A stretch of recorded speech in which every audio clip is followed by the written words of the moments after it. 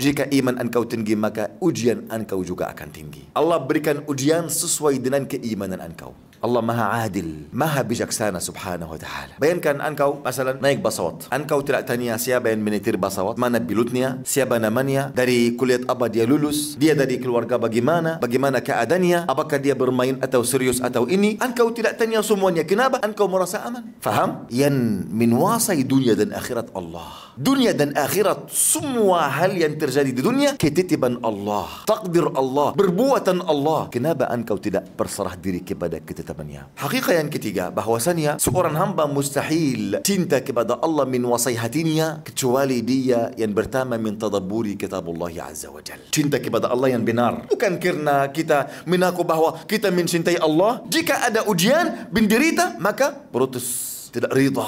Kita melaksanakan salat, alhamdulillahi rabbil alamin. Setelah salat, aduh, kenapa Allah berikan ujian ini untuk saya? Engkau penyasal, engkau berutus. Ini bukan orang yang baru saja dia memuji Allah. Memuji Allah terhadap apa? Terhadap semua kenikmatan yang berada dari Allah untukmu, terhadap semua ketitipan Allah untukmu, semua perbuatan Allah untukmu. Tetapi ini ucapan lidah, belum masuk ke dalam hati. Jika engkau ingin cinta kepada Allah menguasai hati engkau, maka yang pertama kali engkau harus mentadabburi kitabullah azza wa jal. Yang kedua, mentadabburi ketitipan Allah untukmu, dan mentadabburi mana hikmah dari semua musibah yang terjadi. Pasti ada banyak hikmah dari semua musibah. Tidak ada musibah buruk 100 kali. Ada banyak hikmah karena Allah maha bijaksana. Tidak ada perbuatan di dunia ini kecuali di dalamnya ada banyak hikmah. Tapi ketika kita melihat satu kali, maka kita tidak nampak hikmahnya. Seperti Nabi Musa alaihissalam. Jika melihat Nabi Khidir alaihissalam membunuh si anak kecil, Nabi Musa berutus. Sebelumnya Nabi Musa berjanji kepada Nabi Khidir, aku tidak tanya kepadamu apapun kecuali engkau menjelaskan untuk saya. Langsung beliau menyembelih anak kecil, langsung Nabi Musa apa? Berutus. Allah ingin sampaikan apa kepada kita? Bahwa ujian di awalnya secara mungkin buruk di hadapan engkau, tetapi di dalamnya banyak hikmah dari Allah azza wa jal. Janganlah engkau bergisa-gisa, tapi engkau harus apa? Senantiasa mentadabburi dan senantiasa berserah diri kepada Allah azza wa jal,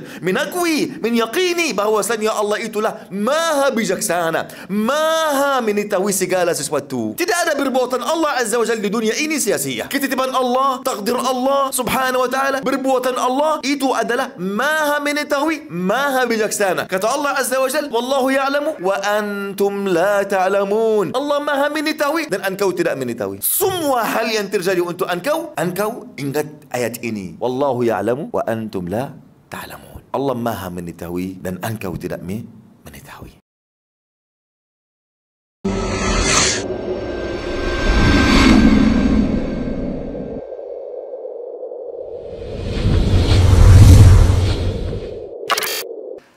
Sebelum selesai, saya ingin menyebutkan adab-adab berhutang, mohon dicatat. Yang pertama, berhutang dengan niat melunasi. Dan ini penting sekali, karena sebesar niatmu untuk melunasi, sebesar itu pula pertolongan Allah untukmu agar bisa melunasi. Ini yang pertama, dan dalil-dalilnya banyak dari hadis Rasulullah SAW. Yang kedua, bersegera melunasi hutang. Kalau tadi niat, ini yang kedua, bersegera melunasi hutang. Jangan ditunda-tunda. Saya sudah sebutkan bahwasanya sifat sangat identik dari hutang adalah apa?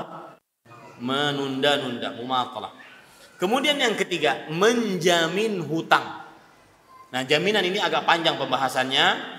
Bisa jaminan dengan gadai, saya berhutang kepadamu 50 juta, jaminannya adalah sawah saya. Ya, ini jaminan pertama. Bisa kemudian jaminan yang kedua, yaitu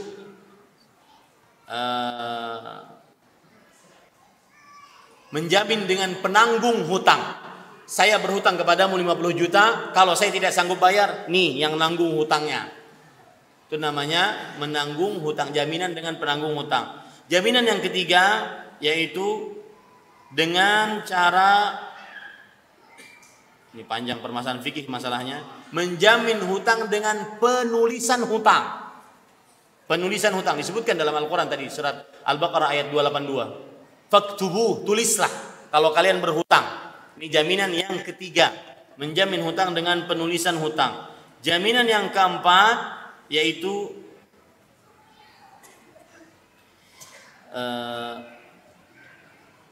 persaksian. Harus ada saksi. Jaminan yang keempat, saya berhutang kepadamu 50 juta, saksinya ini. Nah, nanti saksinya ini yang akan menjamin hutangnya. Kemudian para ikhwah yang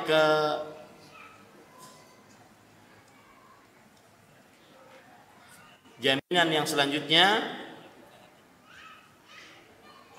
ya cukup itu jaminan-jaminan. Kemudian adab yang selanjutnya, adabnya sudah berapa? Adabnya sudah 3. Adab yang selanjutnya, para ikhwan yang dirahmati oleh Allah Subhanahu wa taala, adalah ketika membayar hutang lebih baik daripada hutang yang dia miliki. Misalkan hutangnya 1 juta, bayarnya 1.500.000 tanpa dengan syarat, tanpa ada isyarat dan kalau ada isyarat sedikit pun, walau hanya isyarat, maka riba. Misalkan ini 1 juta, jangan lupa ya yang angetnya. Isyarat tuh nggak boleh. Ya, tidak diperbolehkan. Bahkan kadang-kadang sebagian ulama mengatakan seorang yang menghutangi jangan pernah makan di rumah orang yang berhutang kepada dia. Seorang yang menghutangi jangan pernah naik kendaraan orang yang berhutang kepada dia, karena itu riba. Makanya ini arisan ibu-ibu yang sering ikut arisan-arisan ini, lebih baik kalau ada arisan, dan itu tidak dianjurkan karena suka berhutang akhirnya. Lebih baik kalaupun ada arisan dan kalau ada acara makan-makan, uang kumpulan makan-makan di luar uang iuran arisan. Kenapa demikian? Karena nanti menjadi apa? Riba. Ya, makan di rumah orang yang dapat undian arisan. Karena yang dapat undian arisan pada hakikatnya dia sedang apa? Berhutang. Berhutang kepada semua anggota arisan. Maka lebih baik dia, para anggota arisan, mengumpulkan uang tersendiri. Kemudian yang berapa? Yang kelima, seorang yang berhutang mendoakan orang yang menghutangi. Mendoakan orang yang menghutangi. Ya, dengan doa bagaimana? Barakallahu lak fi ahlika wa malik. Innama jazaa'us salaf al-wafa'u wal hamdu. Semoga Allah selalu memberkahimu di dalam hartamu dan dalam keluargamu. Sesungguhnya balasan hutang adalah pelunasan yang tepat dan pujian. Kemudian adab yang keenam yaitu berdoa agar dimudahkan bayar hutang. Berdoa agar dimudahkan bayar hutang. Salah satu doanya ini yang saya sebut tindakan kuratif. Kalau kita punya hutang, maka banyak-banyaklah doa ini. Doanya diantaranya adalah hadis yang diriwayatkan oleh Imam An-Nasa'i, yang diriwayatkan oleh Imam At-Tirmidzi, Allahumma kfini bihalalika an haramik waghnini bifadlika amman siwak. Ya Allah, cukupkan aku dengan halalmu dari yang engkau haramkan, dan kayakan aku dari karuniamu selain engkau. Maksudnya, berikan aku kesanggupan untuk bayar hutang. Allah makfini bihalalik an haram waghnini bifadlik amman siwa.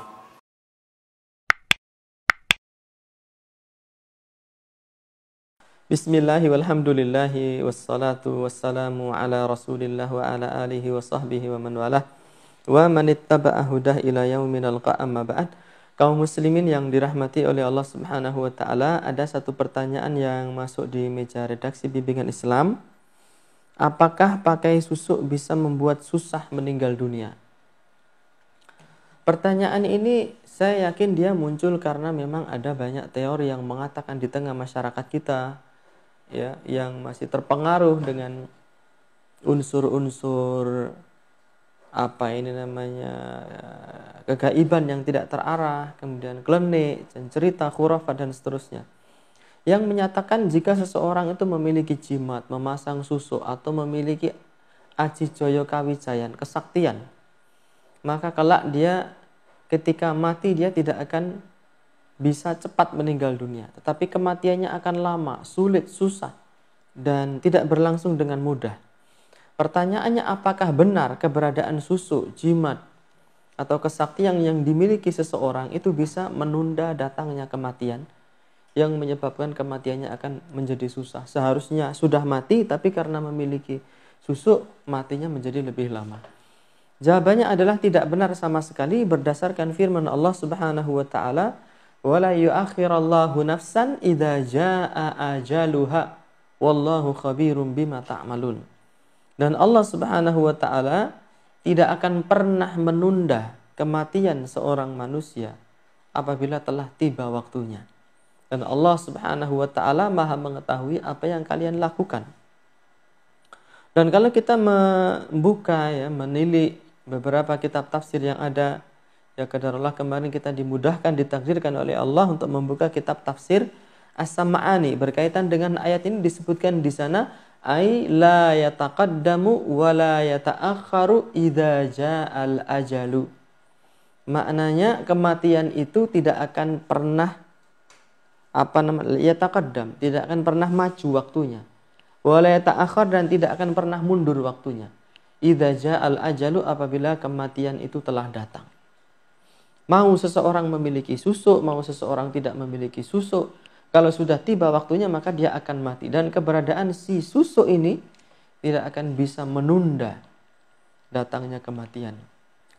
Kemudian saya secara pribadi lebih berpandangan jika ada kasus seorang yang memiliki susu, memiliki ilmu hitam misalnya, atau memiliki kesaktian, ketika mati dia sakit antara sadar dan tidak sampai berbulan-bulan lamanya, ya, sedangkan dia berada di atas kesyirikan itu, maka itu lebih kepada azab Allah Subhanahu wa taala yang disegerakan di dunia sebelum mereka menerima azab yang lebih kekal lagi kelak di akhirat.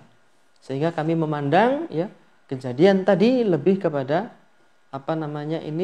siksaan yang diberikan oleh Allah Subhanahu wa taala bagi para pelaku kesyirikan, bagi para pelaku kemaksiatan sebelum kelak mereka ditimpa oleh azab yang pedih di akhirat. Kemudian bagi orang-orang yang sampai sekarang yang masih memiliki keberadaan susu itu, masih memiliki jimat dan masih memiliki ilmu hitam, hendaknya segera bertaubat kepada Allah Subhanahu wa taala. Dan susu ini ada yang mengatakan konon dia dimasukkan ke wajah, ke bagian tubuh tertentu. Tetapi yang benar itu sebenarnya hanya tipu muslihat dari si dukun saja. Kalaupun ada yang benar-benar dimasukkan ke badan, itu kalaupun ada itu sangat langka. Ya, nanti bisa dikonsultasikan kepada para dokter untuk di ronsen apakah memang ada keberadaan benda-benda asing di tubuhnya.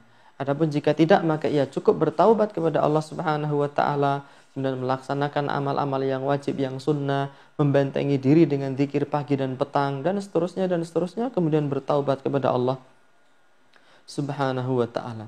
Adapun jika ternyata ada benda asing yang dimasukkan, ya dia bisa minta tolong kepada dokter untuk mengeluarkannya. Dan kalau seseorang meninggal dunia dalam kondisi dia belum bertaubat dari pekerjaan dan perbuatan tersebut, maka ia tidak akan mendapatkan ampunan Allah Subhanahu wa taala. Innallaha la yaghfiru an yushraka bih wa yaghfiru ma duna dzalika liman yasha. Allah tidak mengampuni orang yang melakukan perbuatan syirik, dan Allah mengampuni dosa yang selain syirik bagi orang-orang yang dikehendaki. Semoga bermanfaat. Wallahu ta'ala a'lam bishawab. Keutamaan tauhid. Perintah yang tertinggi dalam agama Islam adalah tauhid. Ia memiliki keutamaan yang melebihi keutamaan-keutamaan perintah yang lain. Berikut ini adalah 10 keutamaan tauhid. Pertama, tauhid merupakan tujuan diciptakannya jin dan manusia. Allah Subhanahu wa taala berfirman yang artinya, "Dan tidaklah aku menciptakan jin dan manusia melainkan hanya untuk beribadah kepadaku." Kedua, tauhid merupakan inti dakwah para rasul. Allah Subhanahu wa taala berfirman yang artinya, "Dan sesungguhnya kami telah mengutus rasul pada tiap-tiap umat untuk menyerukan sembahlah Allah saja dan jauhilah taghut, yaitu segala sesuatu yang disembah selain Allah." Ketiga, tauhid merupakan kewajiban pertama bagi setiap hamba. Sebagaimana sabda Rasulullah SAW ketika beliau mengutus Mu'adz bin Jabal radhiyallahu anhu ke negeri Yaman. Beliau bersabda yang artinya, "Sesungguhnya kamu akan mendatangi suatu kaum dari ahli kitab. hendaknya yang pertama kali engkau sampaikan kepada mereka adalah bersaksi bahwasanya tidak ada sesembahan yang berhak disembah kecuali hanya Allah, dan aku adalah utusan Allah. Keempat, tauhid merupakan sebab mendapatkan keamanan dan hidayah di dunia dan akhirat. Allah Subhanahu wa taala berfirman yang artinya, orang-orang yang beriman dan tidak mencampur adukkan iman mereka dengan kezaliman, yaitu kesyirikan, mereka itulah yang mendapatkan keamanan dan mereka itulah orang-orang yang akan mendapatkan petunjuk. Kelima, tauhid merupakan sebab terbesar mendapatkan ampunan Allah. Wahai anak Adam, sesungguhnya jika engkau datang kepadaku dengan dosa sepenuh bumi, namun engkau menjumpaiku dalam keadaan tidak menyekutukan aku dengan sesuatu apapun, maka sungguh aku akan memberikan ampunan sepenuh bumi pula.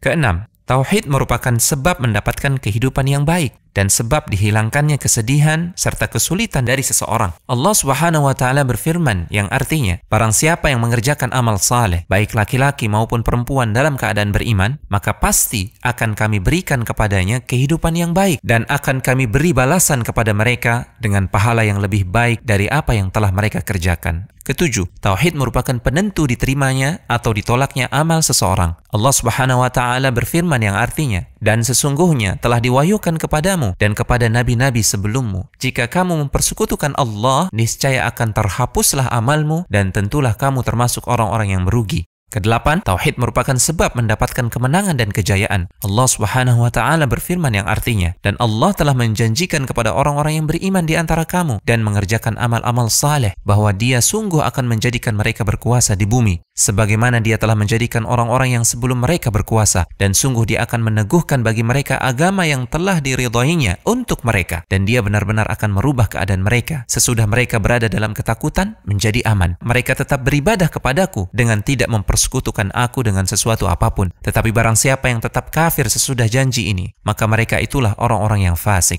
Kesembilan, tauhid merupakan sebab terhindarnya seseorang dari api neraka dan dimasukkan ke dalam surga. Rasulullah SAW bersabda yang artinya, sesungguhnya Allah telah mengharamkan neraka bagi siapa saja yang mengucapkan la ilaha illallah dan dia mengharapkan wajah Allah dari ucapannya tersebut. Kesepuluh, tauhid merupakan agama yang sesuai dengan fitrah dan akal yang lurus. Rasulullah SAW bersabda dalam sebuah hadits qudsi yang artinya, Allah Subhanahu wa taala berfirman, dan sungguh aku telah menciptakan hamba-hambaku seluruhnya dalam keadaan lurus, bersih dari kesyirikan, dan sungguh telah datang kepada mereka syaitan hingga mereka dijauhkan dari agama mereka. Al-Hujjah.com.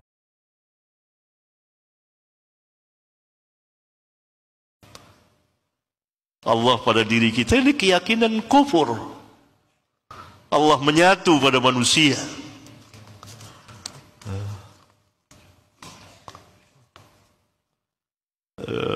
Paham al-hululiyah, paham wahdatul wujud memang begitu banyak di Indonesia ini, syubhatnya. Yani Allah menyatu pada ini, kata ulama, lebih kufur dari ahli kitab. Ahli kitab yang mengatakan bahwa Allah menyatu kepada Isa, satu orang, ini kepada semua manusia. Ini kan dia ada dalam diri manusia, berarti menyatu Allah kepada semua manusia. Ahlul kitab hanya satu, dua orang. Kufur. Bagaimana yang mengatakan bahwa pada diri semua manusia Allah menyatu? Allah menurut akidah Ahlus Sunnah, akidah Islam, dia ba'inun min khalqihi. Ba'inun min khalqihi, terlepas dari makhluknya, tidak bersama makhluknya, tidak di bawah makhluknya.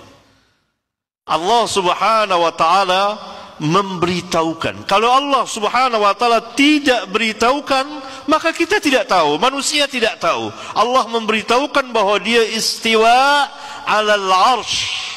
Itu perlu kepada dalil. Akal tidak sampai, tidak diciptakan oleh fitrah. Tidak berjalan sesuai dengan fitrah, diperlukan dalil. Ini perkara yang gaib. Ada sebuah hadis yang dikeluarkan Bukhari dan Muslim ketika Nabi SAW datang ke kota Madinah. Lalu Nabi SAW melihat orang-orang Yahudi berpuasa pada hari Ashura. Lalu Nabi SAW bertanya kepada mereka, ini hari apa? Ini adalah hari yang soleh. Di hari ini Allah menyelamatkan Nabi Musa. Maka Nabi SAW bersabda, saya lebih berhak mengikuti Nabi Musa daripada kalian. Firman Allah dalam surat Ad-Dukhan ayat 23, fa'asri bi'ibadi laylan innakum muttaba'un. Keluarlah bersama dengan hamba-hambaku yang beribadah kepada diriku di malam hari, sesungguhnya kalian akan dikejar atau diikuti. Apa kata Allah Subhanahu wa taala dalam surat Asy-Syu'ara ayat 60, fa'atba'uhum musyriqin. Dan Fir'aun mengejar mereka di waktu pagi. Dan benar kan, terjadi kegoncangan di tengah-tengah rombongan Nabi Musa pada hari itu di tanggal 10 Al-Muharram. Dan ketika kedua belah pihak sudah saling melihat satu dengan yang lain, di saat itu sebagian jamaah Nabi Musa mengatakan kita pasti ketangkep. Udah, Nabi Musa menunjukkan levelnya hadirin. Beliau langsung menjawab, sesungguhnya Rabbku bersama denganku akan memberikan petunjuk kepadaku dan kita semua. Baru setelah itu Allah turunkan wahyu untuk memukulkan tongkatnya ke permukaan laut. Ini pelajaran besar bahwa setelah tawakal, serahkan semua sama Allah, kita harus ikhtiar dengan maksimal. Walaupun secara matematika manusia tidak akan bisa merubah hasil, tapi kalau itu yang bisa Anda lakukan dan hanya itu yang bisa Anda lakukan, lakukan hal tersebut dan lihat bagaimana Allah membantu Anda. Bagaimana Allah menolong kita, kapan Allah menolong kita, itu ranah Allah. Tugas kita berusaha.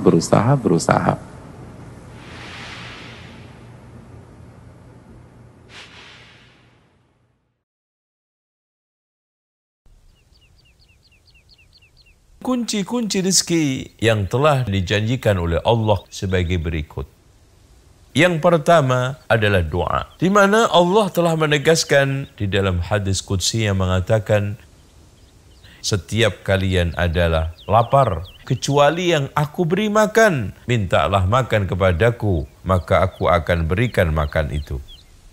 Yang kedua adalah beristighfar. Allah Subhanahu wa taala di dalam firman-Nya ketika Nabi Nuh alaihissalam mengajak kaumnya agar kembali kepada Allah, maka aku katakan kepada kalian, beristighfarlah kepada Allah, sungguh Tuhan kalian itu Maha Pengampun. Nanti wahai kaumku, kalau kamu beristighfar kepada Allah, Allah akan kirimkan hujan sebagai pokok asas sumber berbagai macam rezeki. Kemudian Allah Subhanahu wa taala akan bikin ladang-ladang kita subur, kemudian sungai mengalir, rezeki kita melimpah dan anak-anak kita juga banyak.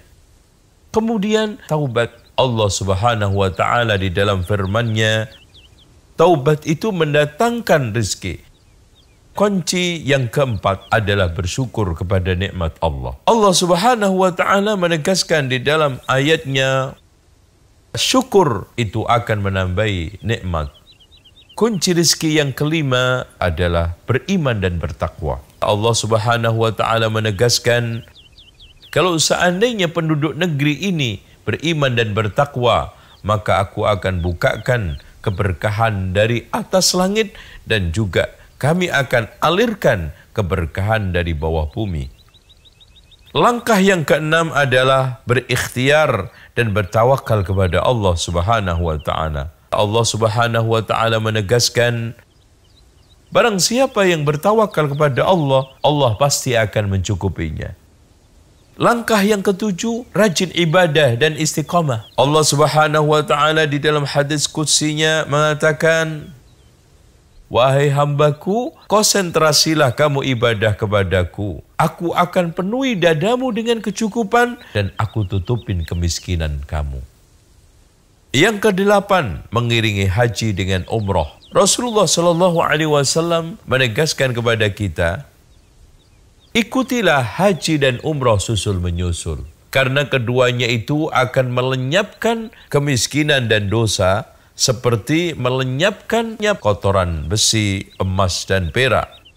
Yang kesembilan, silaturahmi. Rasulullah SAW bersabda, barang siapa yang ingin diluaskan rezekinya dan dipanjangkan umurnya, maka hendaklah bersilaturahmi. Selanjutnya, berbuat baik kepada orang-orang lemah. Rasulullah SAW bersabda, kejarlah aku, kata Rasul, di dalam menyantuni orang-orang fakir, miskin, lemah di antara kalian. Karena kata Rasulullah, kalian itu diberikan rezeki oleh Allah berkat menyantuni orang-orang lemah di antara kalian. Selanjutnya, infak di jalan Allah. Dikatakan oleh Allah Subhanahu wa Ta'ala, apa-apa yang kalian infakkan dari kebaikan, pasti Allah mengetahui. Selanjutnya, memberi nafkah para penuntut ilmu agama. Dengan kita memberikan infak kepada para penuntut ilmu, harta kita akan menjadi tambah dan barokah.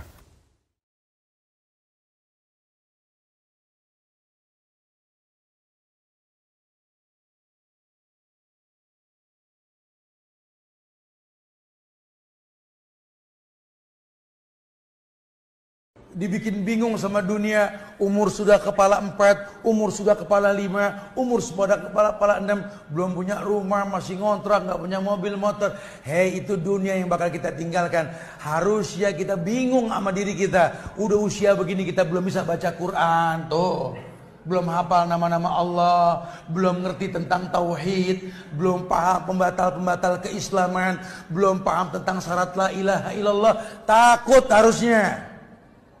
Law ta'lamu ma a'lamu la dahiktum qalilan la bakaitum katsiran. Karena kalau kalian tahu yang aku ketahui, kata Rasulullah, kalian sedikit tertawa bakal banyak menangis.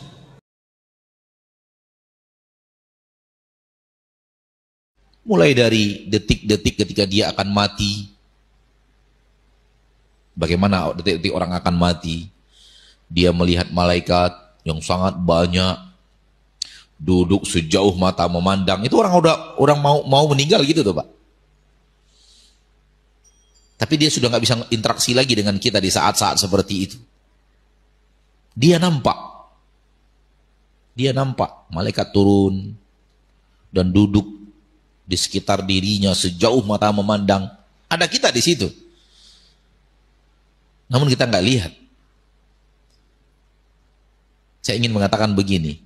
Kalau sudah masuk ke dalam alam akhirat, mulai masuk alam akhirat, tabir gaib mulai diangkat oleh Allah. Sehingga yang gaib itu nampak. Sekarang disembunyikan oleh Allah supaya diuji keimanan kita. Yakin nggak kita ya? Kalau sudah masuk alam akhirat, dibuka semuanya, dinampakkan semuanya. Tuh malaikat, tuh yang namanya Jibril, tuh yang namanya Mikail, tuh yang namanya Israfil. Tuh malaikat langit pertama, tuh malaikat langit kedua, tuh malaikat langit ketiga, terus bersaf-saf. Akan nampak oleh seluruh penduduk masyar muslim dan mukmin, dan yang muslim dan bukan mukmin melihatnya. Disitulah keimanan orang-orang yang beriman. Disitulah penyesalan orang kafir tidak beriman. Oh benar ada malaikat. Oh benar ada yang namanya Jibril, Mikail, Israfil. Oh benar datangkan neraka, didatangkan surga. Wah benar adanya surga. Sehingga di dalam Al-Quran Allah Tabaraka wa Ta'ala mengatakan kepada mereka yang mendustakan neraka, hadhihi narul lati kuntum biha tukadzibun. Ini dia neraka yang dulu kalian dustakan di dunia. Mulai dari detik-detik ketika dia akan mati. Bagaimana detik-detik orang akan mati? Dia melihat malaikat yang sangat banyak, duduk sejauh mata memandang. Itu orang mau meninggal gitu tuh, Pak. Tapi dia sudah nggak bisa interaksi lagi dengan kita di saat-saat seperti itu. Dia nampak malaikat turun dan duduk di sekitar dirinya sejauh mata memandang. Ada kita di situ. Namun kita nggak lihat. Saya ingin mengatakan begini. Kalau sudah masuk ke dalam alam akhirat, mulai masuk alam akhirat, tabir gaib mulai diangkat oleh Allah. Sehingga yang gaib itu nampak. Sekarang disembunyikan oleh Allah supaya diuji keimanan kita. Yakin nggak kita ya? Kalau sudah masuk alam akhirat, dibuka semuanya, dinampakkan semuanya. Tuh malaikat, tuh yang namanya Jibril, tuh yang namanya Mikail, tuh yang namanya Israfil. Tuh malaikat langit pertama, tuh malaikat langit kedua, tuh malaikat langit ketiga, terus bersaf-saf. Akan nampak oleh seluruh penduduk masyar muslim dan mukmin, dan yang muslim dan bukan mukmin melihatnya. Disitulah keimanan orang-orang yang beriman. Disitulah penyesalan orang kafir tidak beriman. Oh benar ada malaikat. Oh benar ada yang namanya Jibril, Mikail, Israfil. Oh benar datangkan neraka, didatangkan surga. Wah benar adanya surga. Sehingga di dalam Al-Quran Allah Tabaraka wa Ta'ala mengatakan kepada mereka yang mendustakan neraka. Hadhihi narul lati kuntum biha tukadzibun. Ini dia neraka yang dulu kalian dustakan di dunia.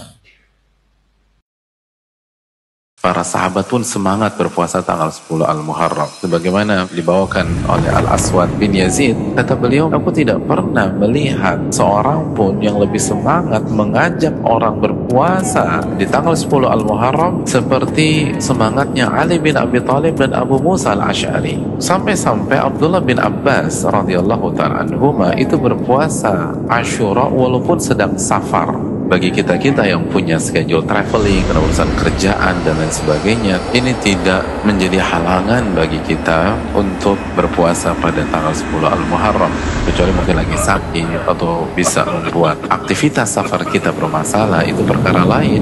Makanya para ulama mengatakan hukum serta kaidah berpuasa sunnah pada saat safar itu seperti hukum dan kaidah berpuasa wajib ketika safar. Jadi tidak ada masalah. Nama-nama besar seperti Al-Imam Az-Zuhri itu bahkan ketika safar beliau berpuasa Asyura, sedangkan ketika beliau safar di Ramadan itu beliau berbuka dan mengqadanya. Makanya hal itu menggelitik di benak banyak pihak. Kenapa Imam Az-Zuhri rahimahullah seakan-akan lebih mementingkan puasa Asyura dibanding puasa Ramadan? Lalu hal ini ditanyakan kepada Al-Imam Az-Zuhri rahimahullah. Kata beliau, adapun puasa Ramadan, kalau saya berbuka fa'iddatun min ayyamin ukhar. Beliau membawakan langsung redaksi firman Allah dalam surat Al-Baqarah ayat 185.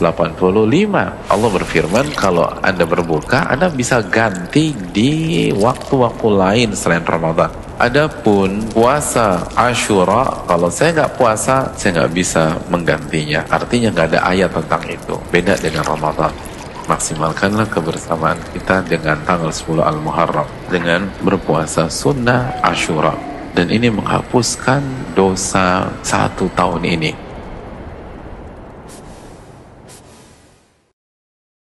Apa kata Nabi SAW? Awal amal dihisab hari kiamat sholat. Kalau sholatnya lolos, aman, maka semua akan baik, terbantukan. Dalam riwayat lain, beruntunglah orang itu. Kalau sholatnya buruk, maka rugilah dia. Riwayat lain akan mengganggu amal yang lain. Satu-satunya perintah Allah Subhanahu Wa Taala kepada Nabi Muhammad SAW yang dalam bentuk syariat ya, yang diterima di langit itu hanya sholat. Harus terjadi perjalanan Isra. Surah nomor 17 dalam Al-Quran, surah Isra, perjalanan dari Masjidil Haram ke Masjid Aqsa. Belum bertemu dengan ruhnya para nabi-nabi. Sampai sekarang masih dikenang di Masjid Aqsa, di bawah sebelah sisi kanan itu ada besi, diyakini dulu bekas diikat buraknya dan segala macam gitu ya. Itu keyakinan orang, tapi Nabi SAW bilang memang saya mengikat burak di tempat para nabi-nabi yang mengikat tunggangannya. Kemudian Mi'raj ke langit, langit pertama, kedua, ketiga sampai menerima langit ketujuh, setelah itu menerima perintah sholat, balik lagi ke bumi, itu hanya untuk menerima perintah sholat. Yang lain semuanya zakat, puasa, jihad, semua diterima di bumi. Itu saking pentingnya masalah itu, kan gitu. Antum lihat tuh orang-orang yang selalu ngomong kita tuh harus seimbang dunia dan akhirat. Lihat realitanya. Apakah dia seimbang dunia dan akhirat? Berapa jam dia cari dunia dan berapa jam dia cari akhirat? Orang tuh bisa duduk di kantornya jamaah dari jam 8 pagi sampai jam 4 sore.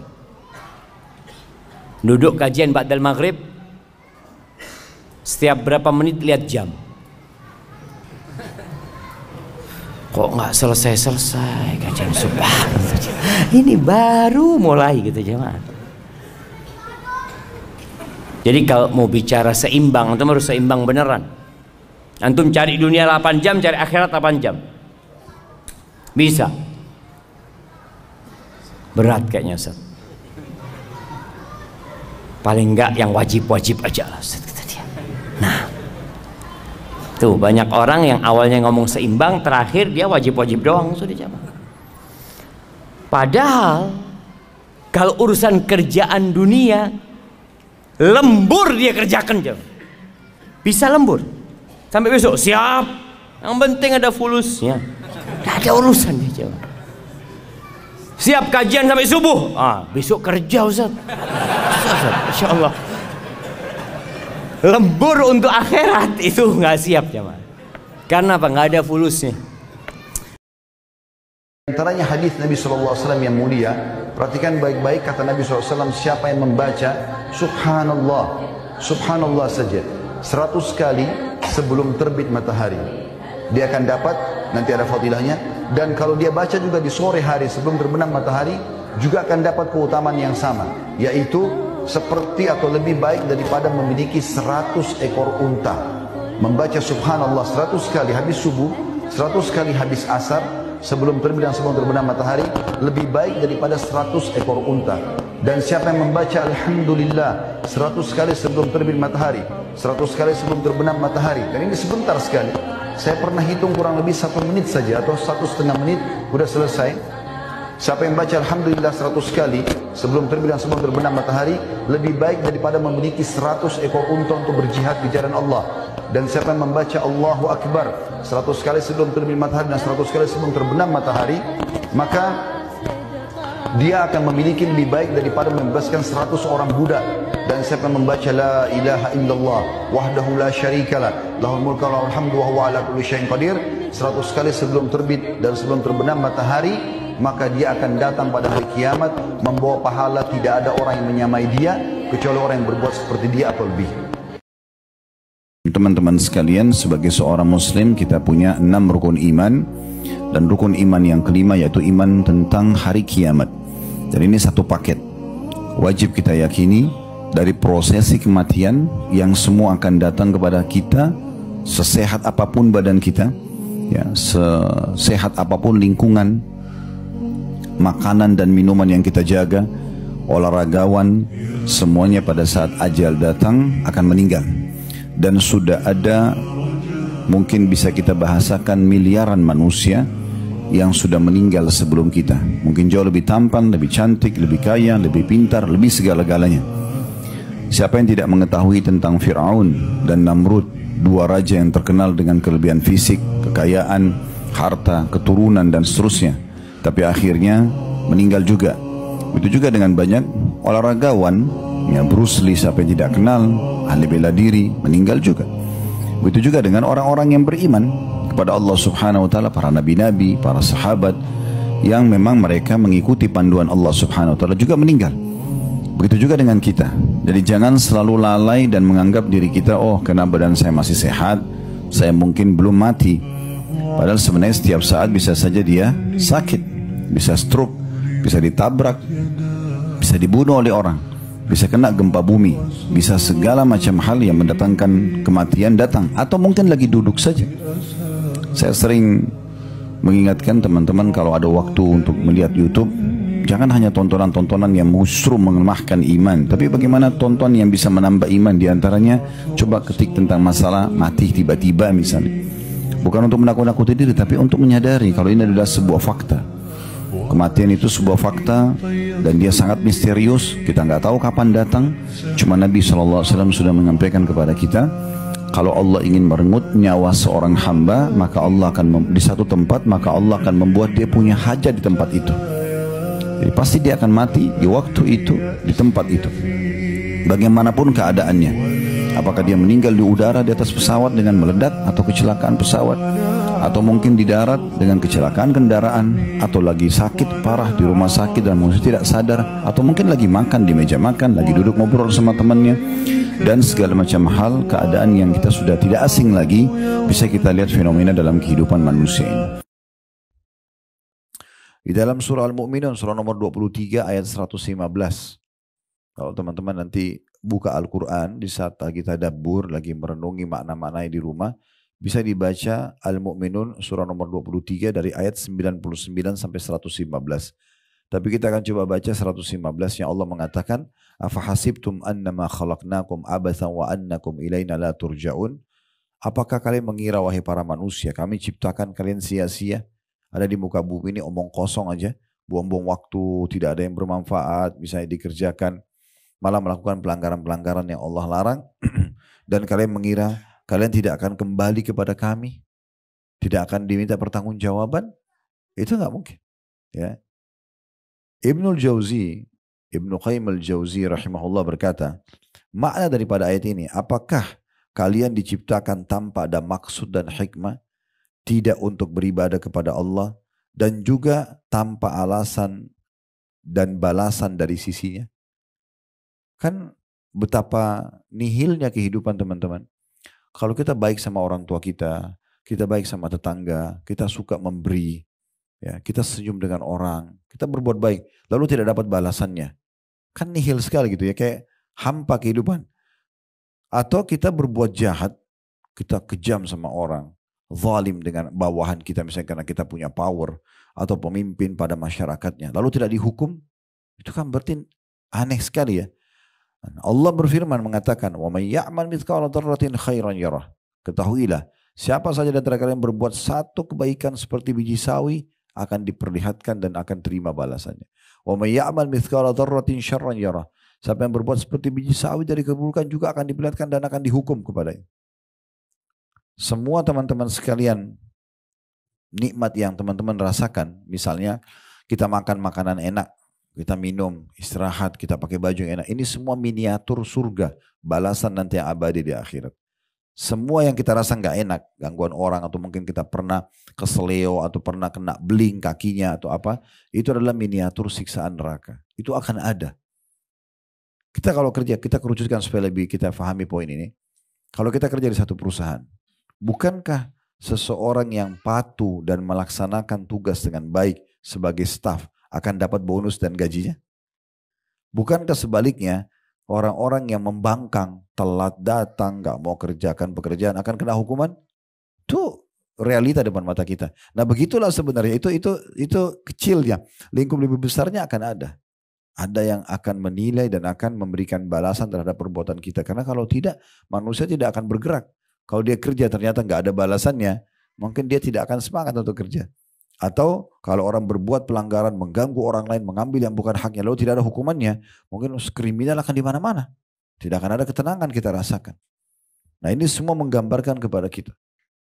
Ibnu Qayyim, saya ulangi kembali, mengatakan makna daripada surah Az-Zariyat tadi, surah nomor 51 ayat 56, dan surah Al-Mu'minun surah nomor 23 ayat 115. Apakah kalian mengira aku tidak ciptakan jin dan manusia kecuali untuk mengabdi dan beribadah kepadaku? Dan apakah kalian manusia mengira bahwasanya kami ciptakan kalian sia-sia tanpa ada tujuan, tanpa ada balasan, tanpa ada balasan kebaikan dan tanpa hukuman terhadap pelanggaran, dan kalian tidak akan dikembalikan kepada kami? Kata beliau, apabila kalian diciptakan, apakah kalian diciptakan tanpa ada maksud dan hikmah, tidak untuk beribadah kepada Allah, dan juga tanpa ada balasan terhadap kebaikan dan keburukan? Jadi ibadah itu punya tujuan, sebagaimana Allah Subhanahu wa taala juga menyebutkan ayat yang ketiga surah Al-Qiyamah tentang hari kiamat, ya. Kalau teman-teman mau coba mulai menyentuh secara keimanan, bisa mulai baca terjemahan surah-surah pendek di juz 30 aja. Di akhir Al-Quran, ya. Baca aja beberapa ayat-ayat Al-Quran, kalau belum baca ayat bahasa Arabnya, baca terjemahannya aja. Termasuk diantaranya tentang surah Al-Qiyamah ini, ya. Juz 28, 29, 30 itu pendek-pendek, tidak panjang. Di antaranya ayat 36-nya Allah mengatakan, ayahsabul insanu ayyutraka suda. Apakah manusia itu mengira mereka akan dibiarkan begitu saja tanpa pertanggungjawaban? Semua akan ditanya. Apa kata Nabi Muhammad SAW kepada para sahabat untuk mengingatkan mereka? Ingat, air dingin yang kalian minum, Allah akan tanyakan kepada kalian hari kiamat apakah kalian syukuri atau tidak. Semua akan ditanya sama Allah. Tidak ada yang sesuatu yang sia-sia begitu saja. Kalau kita makan dari yang halal, kemudian kita bersyukur, dapat. Sudah dapat makanannya, dapat minumnya, kita dapat balasannya juga. Tapi kalau orang kufur, selalu menganggap tidak ada nikmat itu, memungkirinya, atau bahkan tidak berbagi dengan orang lain, dan seterusnya, maka akan ada juga konsekuensi daripada semua itu. Teman-teman sekalian begini, sederhanakan hidup. Kerjakan yang diperintahkan, tinggal yang dilarang sampai antum mati. Mati masuk surga. Itu aja. Gitu kan? Kita mau makan, makan yang halal. Kita mau kerja, kerja yang halal. Walaupun sedikit, gitu kan? Berteman dengan orang-orang yang baik. Azan kita sholat. Sampai mati, sabar sampai mati saja. Udah masuk surga tuh. Tidak usah tambah-tambah program macam-macam mencari tahu kesalahan orang, ungkit-ungkit ini, urus itu, fitnah ini, apa manfaatnya? Habisin umur gak ada manfaatnya. Bahkan lebih parah lagi, antum sudah amalnya sedikit, diambil lagi oleh orang yang antum fitnah pada hari kiamat. Ini orang yang super rugi, gitu kan? Gak ada manfaatnya sama sekali. Hati kita ini jangan sampai syirik, jangan sampai riya, jangan sampai sum'ah. Jangan sampai sombong, jangan kita merasa tinggi daripada yang lain, merasa hebat, jangan. Tawadhu kita. Bersihkan hati kita. Dan doa kita kepada Allah, di antara doanya antum hafalkan, Allahumma inni a'udzubika minal ajzi, wal kasal, wal jubni, wal bukhli, wal harami, wa adzabil qabr. Allahumma ati nafsi taqwaha wa zakkiha anta khairu man zakkaha anta waliyyu wa maulaha. Allahumma inni a'udzubika min ilmin la yanfa' wa min qalbin la yakhsha' wa min nafsin la tashba' wa min da'watin la yustajabu laha. Ya Allah, aku berlindung pada Engkau dari sifat lemah, malas, pengecut, bakhil, pelit, dan dari umur pikun, dan aku berlindung pada Engkau dari azab kubur. Ya Allah, berikan kepada hatiku ketakwaannya. Bersihkan hatiku ya Allah, karena Engkaulah yang dapat membersihkannya. Engkaulah pelindungnya dan Engkaulah penolongnya. Ya Allah, aku berlindung pada Engkau dari ilmu yang tidak bermanfaat, dari hati yang tidak pernah khusyuk, dari nafsu yang tidak pernah puas, dan dari doa yang tidak dikabulkan. Hadis ini sahih, diriwayatkan oleh Imam Muslim dan Nasai.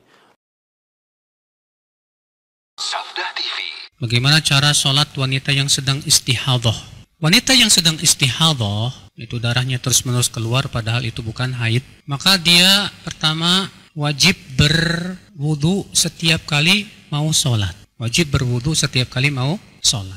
Yang kedua, disunnahkan untuk mandi. Namun ini terjadi ikhtilaf para ulama, apakah mandi buat istihadhah itu disunnahkan atau tidak. Yang sahih wallahu a'lam, dalilnya dalam hal ini adalah sahih. Rasulullah menganjurkan untuk mandi dengan cara yaitu zuhur dan asar disatukan, dimundurkan waktu zuhur mendekati asar dan ditarik asar di awal waktu, dan mandi dengan sekali mandi. Kemudian maghrib demikian pula, dan isya demikian pula subuh. Tapi itu tidak wajib. Kalaupun dia tidak mandi nggak masalah.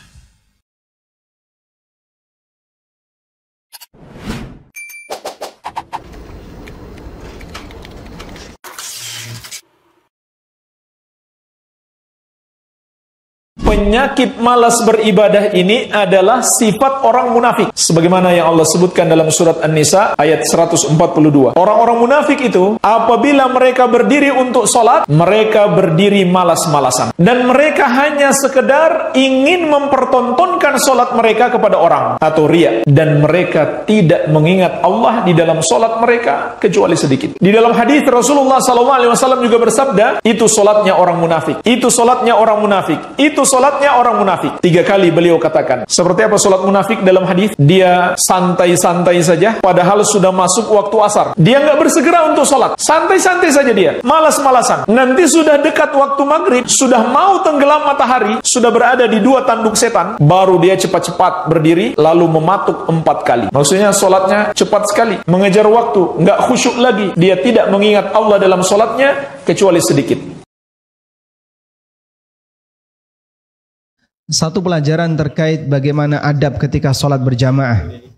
Dari Al-Barra bin Azib radhiyallahu anhu, beliau menceritakan bagaimana cara para sahabat ketika mereka menjadi makmum.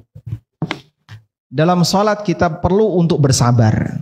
Dan salah satu di antara bentuk sabar adalah tidak bergerak sampai imam selesai komando Allahu Akbar. atau sami Allahu liman hamidah. Dan bagi sebagian makmum mungkin itu berat. Sebab banyak di antara kita yang sudah hafal sholat, ya. Semuanya sudah hafal sholat.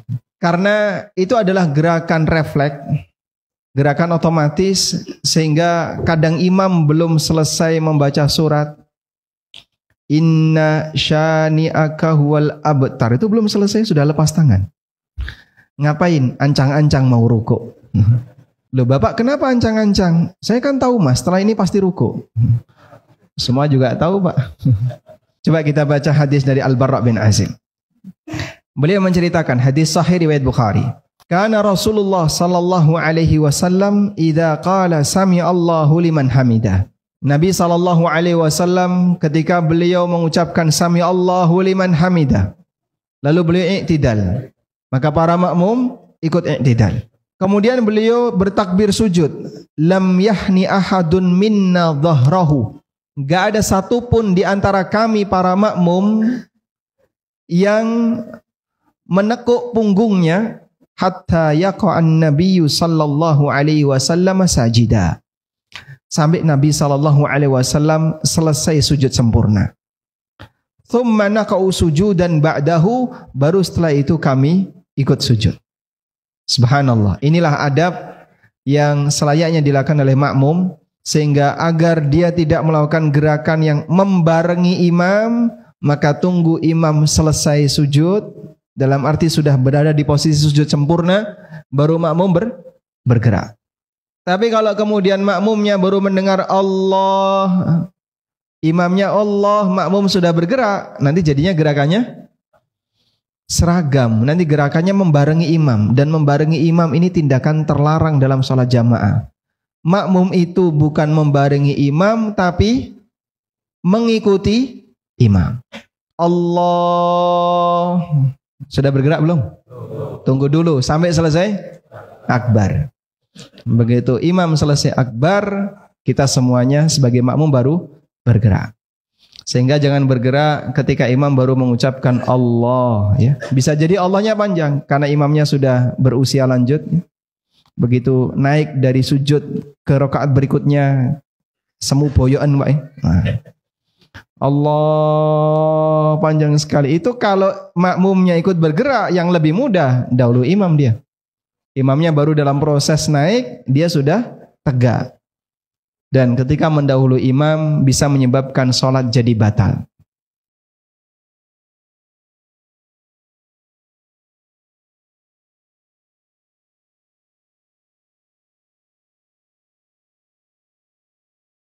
Makanya teman-teman, sesuatu yang paling mahal bagi kita kalau kita bisa ajarkan anak kita, Rabbi ghfirli wali walidayya, ajarin.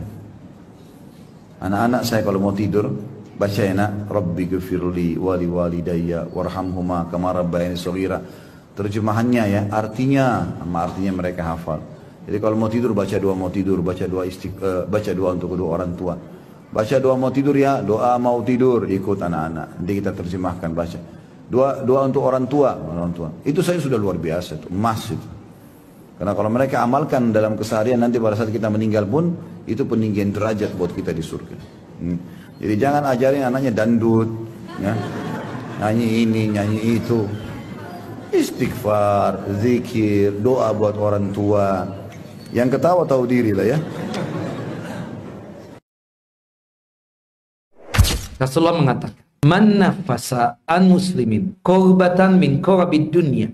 Barang siapa yang menghilangkan penderitaan seorang muslim dari penderitaan-penderitaan yang ada yang dialami oleh saudara muslim di dunia ini, maka Allah Jalla wa'ala akan menghilangkan penderitaannya pada hari kiamat kelak. Di sini Rasulullah SAW tidak mengatakan Allah akan menghilangkan penderitaannya di dunia dan di akhirat. Tapi Rasulullah SAW cuma mencukupkan Allah Jalla wa'ala akan menghilangkan penderitaannya di hari kiamat kelak. Kenapa? Kata para ulama, di antaranya Al-Hafidh Ibnu Rajab Al-Hambali rahimahullah rahmatan wasi'ah di dalam kitab Jami'ul Ulum Al-Hikam. Karena penderitaan di dunia tidak ada apa-apanya jika dibandingkan penderitaan di akhirat kelak. Sesungguhnya penderitaan pada hari kiamat kelak sangatlah berat sekali. Oleh karenanya Allah Jalla wa'ala menyediakan bagi orang yang menghilangkan penderitaan saudaranya di dunia, maka dipastikan Allah Jalla wa'ala akan mengistimewakan dia dengan menghilangkan segala bentuk penderitaan yang dia alami di akhirat kelak. Baik, terima kasih. Ini ada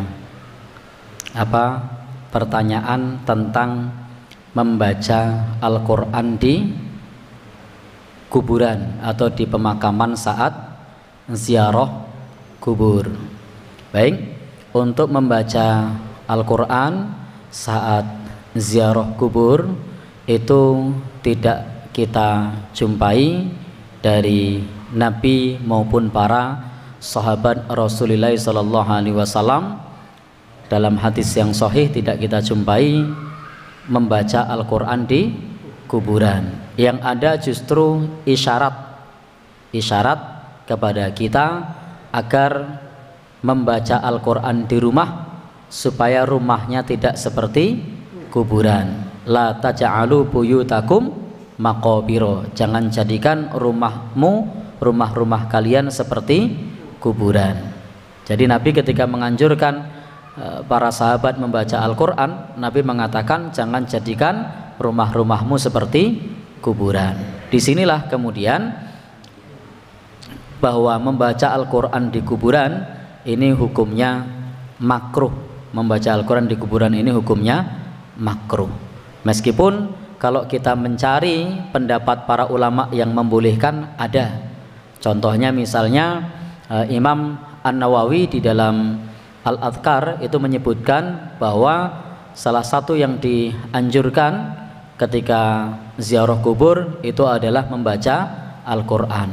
Tetapi memang pendapat beliau itu tidak menyertakan dalil membaca Al-Quran di kuburan.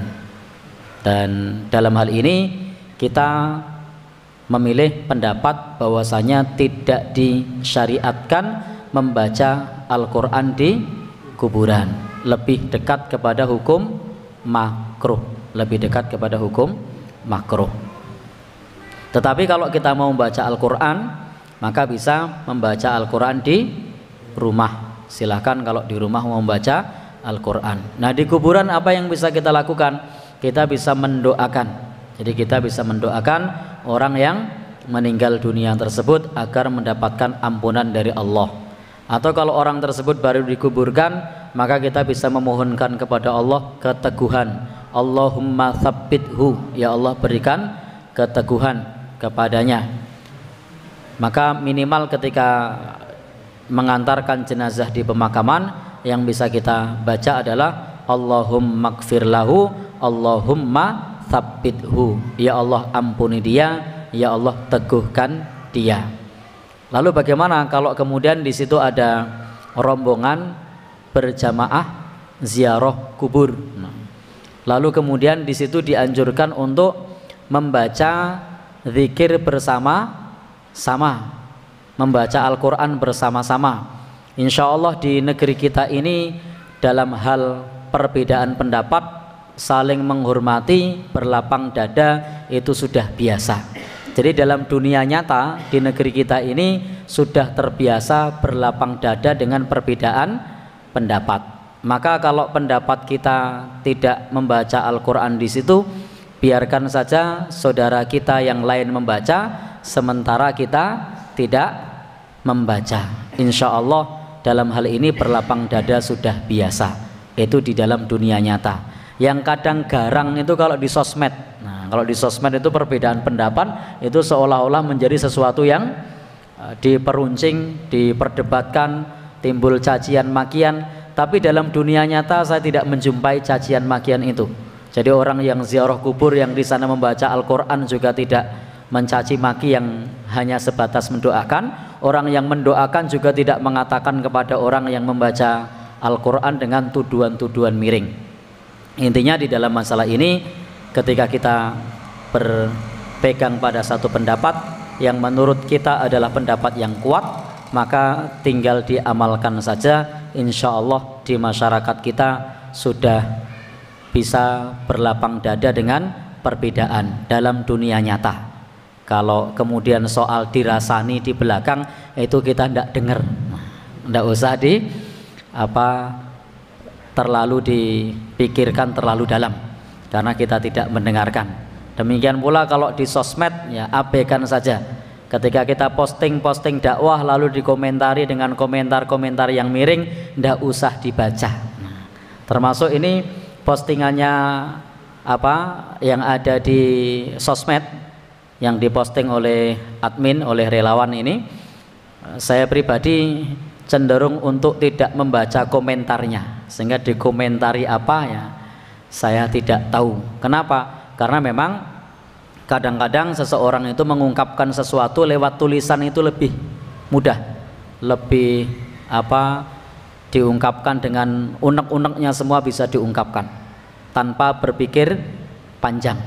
Tetapi alhamdulillah di dunia nyata tidak ada seperti yang di sosmed. Toleransinya cukup tinggi terhadap perbedaan pendapat. Sehingga kalau di pemakaman ya cukup kita mendoakan tanpa membaca Al-Quran. Kalau mau membaca Al-Quran bisa dilakukan di rumah. Wallahu a'lam bishawab.